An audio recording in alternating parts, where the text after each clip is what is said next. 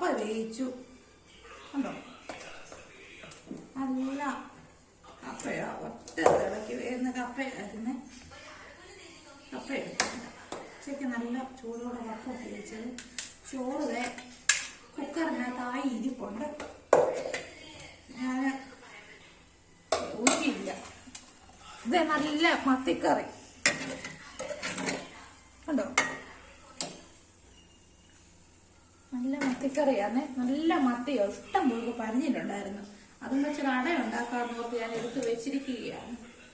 എന്ന് വെച്ച് കഴിഞ്ഞാൽ നല്ലൊരു അട ഉണ്ടാക്കണം. മത്തിയടയുടെ ഒരു വീഡിയോ വരുന്നതായിരിക്കുമേ.